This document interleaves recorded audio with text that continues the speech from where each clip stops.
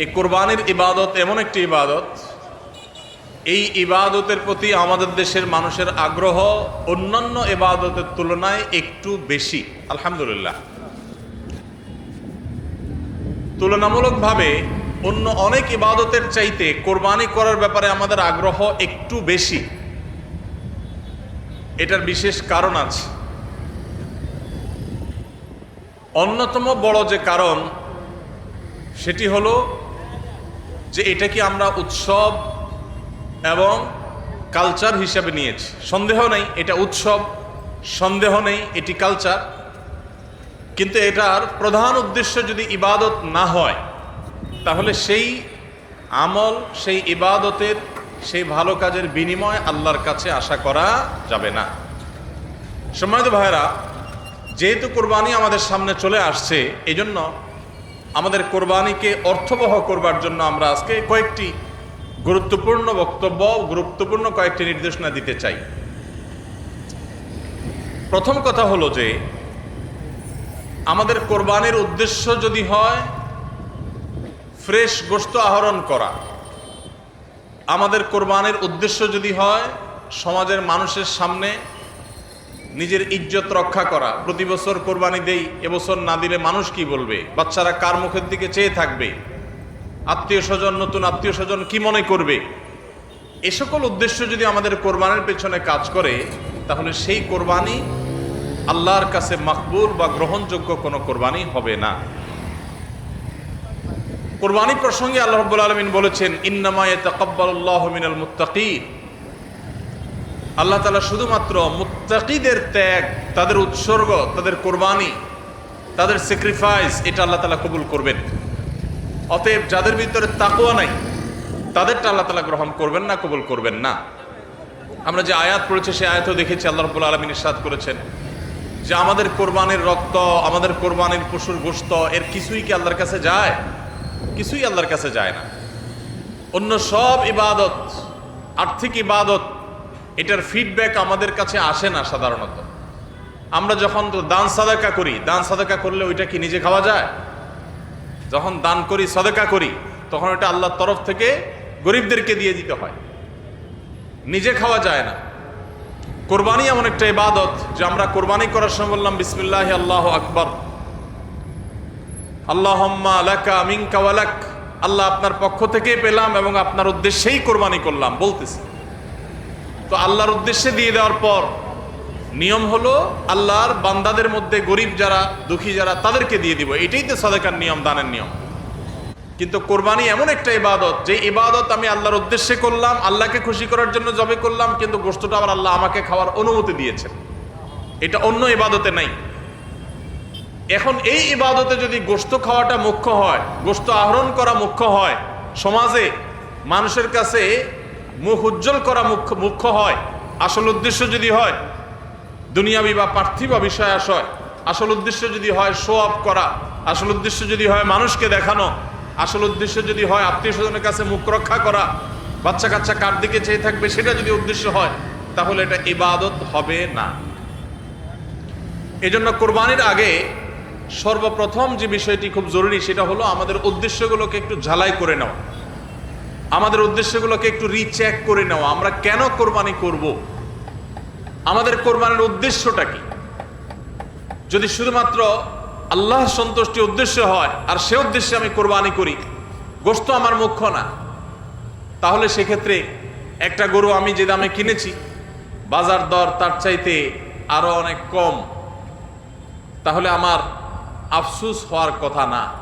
কারণ আল্লাহ তাআলা সওয়াব দেওয়ার সময় গোশত কয় কেজি হয়েছে সেই হিসাবে দিবেন, নাকি আমি কি পরিমাণ টাকা আল্লাহর রাহে খরচ করলাম সেই পরিমাণ দিবেন?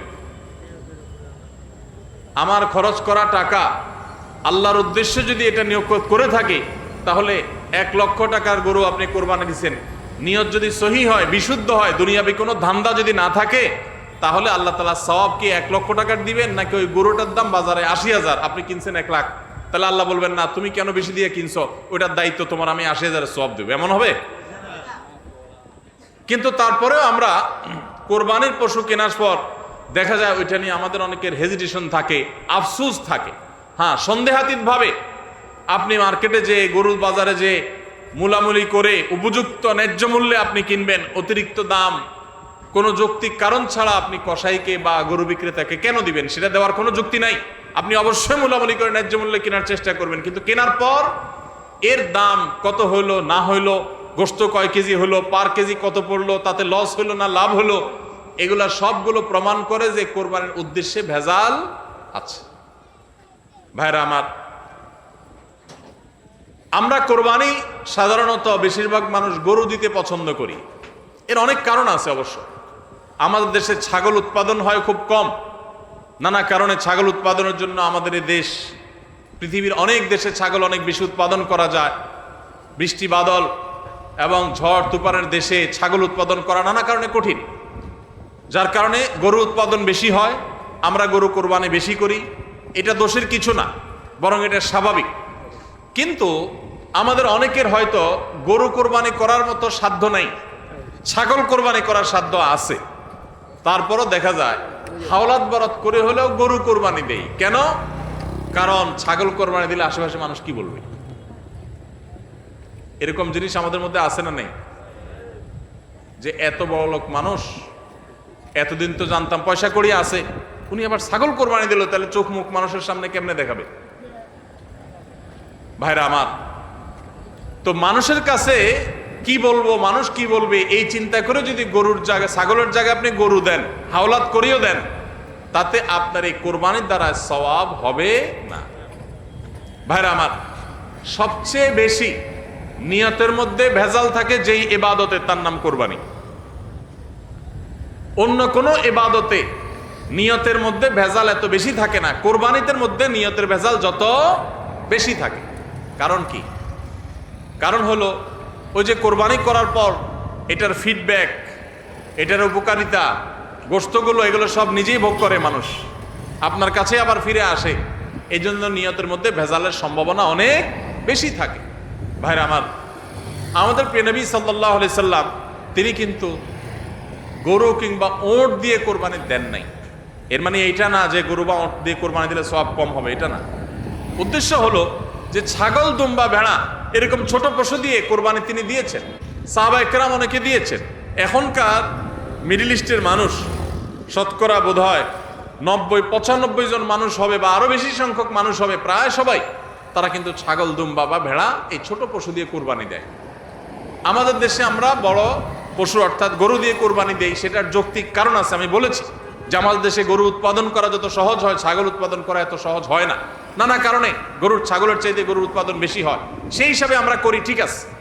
কিন্তু যদি উদ্দেশ্য হয় বড় পশু কোরবানি করে আমি বড় কোরবানি দাতা জাহির করব নিজেকে, তাহলে এর মাধ্যমে সওয়াব হওয়া তো দূরের কথা, মানুষ দেখানো ইবাদত করার কারণে শিরকে আসগরের গুনাহ হওয়ার আশঙ্কা আছে। আমার কথা কি বুঝাইতে পারছি? ভাইরা আমার, আমাদের দেশে বাস্তবতা হলো কিছু নেককার মানুষ আছেন, আল্লাহ তাআলা পয়সা করে দিয়েছেন, হালাল টাকা, আবার আল্লাহর উদ্দেশ্যে বড় পশু কুরবানি করে গরিব দুঃখীকে গোশত খাওয়ায়, গরিবদের পুষ্টির যোগান হয়, এরকম নেক উদ্দেশ্যওয়ালা মানুষ আছে আলহামদুলিল্লাহ। কিন্তু এই সীমিত সংখ্যক মানুষ ছাড়া সাধারণত গরুর সাইজ যত বড় হয় নিয়তের ভেজাল তত বেশি হয়।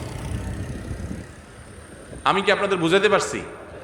সাধারণত গরুর সাইজ যত বড় হয় নিয়তের ভেজাল তত বেশি হয়। সব ক্ষেত্রে এটা প্রযোজ্য না। অনেক নেককার মানুষ আছেন যে গরুর সাইজে বড়, মাশাআল্লাহ নিয়তটাও খালেস, আবার উপার্জনও হালাল, এরকম আল্লাহর বান্দাও আছেন, কিন্তু তাদের সংখ্যা খুবই কম। সাধারণত গরুর আকার যত বড় হয়, এই বেশিরভাগ এই শ্রেণীর কোরবানি দাতাদের নিয়তে ভেজাল বেশি। আপনি ঢাকা চলে যাবেন, গুলশান, বাড়িধারা, ঢাকার একেবারে এলিট শ্রেণীর মানুষের বসবাস যে সমস্ত এলাকায়, সে সমস্ত এলাকায় দেখবেন এক এক বাড়ির ভিতরে গ্যারেজে বিশাল বড় বড় 3টা, 4টা, 5টা গরু, এক একটা 4 লাখ, 3 লাখ, 5 লাখ এরকম দামের গরু। এই বাড়িওয়ালাদের বেশিরভাগ লোকদেরকে দেখবেন জীবনে এরা মসজিদের ধারে কাছেও যায় না, কিন্তু কোরবানিটা করে মাশাআল্লাহ। কারণ কি? একে তো কোরবানি করে গরিব দুঃখী লাইনে দাঁড়ায় থাকবে, আপনার চেয়ারে বসে বসে গরিব দুঃখীরে কোরবানি গোশত দেব, ভালোই তো লাগে। একটা বাকাওয়াতি জাহির হয়, দানবীর, সেটা জাহির করা যায়, উৎসব হয়, আনন্দ হয়। আমি আগে বলেছি কোরবানি এটা উৎসব, কোরবানি একটা ইবাদত, এটা ইসলাম এবং মুসলমানদের সংস্কৃতি, সন্দেহ নেই। কিন্তু সব কিছুর উপরে ইবাদতের মানসিকতা প্রাধান্য থাকতে হবে। কারণ ইব্রাহিম আলাইহিস সালাম যে কোরবানি করেছিলেন, সেই কোরবানি মূলত আল্লাহর নির্দেশ পালনার্থে করেছিলেন। এই কোরবানি আমাদেরকে শিক্ষা দেয় আল্লাহর আদেশ নিষেধ আমার যুক্তিতে ধরুক আর না ধরুক, আমার বুঝে খাটুক বা না খাটুক, আমার পক্ষে যাক আর বিপক্ষে যাক, আমার ভালো লাগুক আর না লাগুক, সর্বাবস্থা আমি আল্লাহর আদেশ নিষেধ মেনে চলবো। এটাই হলো কোরবানির প্রধান শিক্ষা। আল্লাহ তাআলা আমাদের সবাইকে সেই শিক্ষা মাথায় রেখে শুধুমাত্র আল্লাহকে খুশি করার উদ্দেশ্যে কোরবানি করার তৌফিক দান করুন।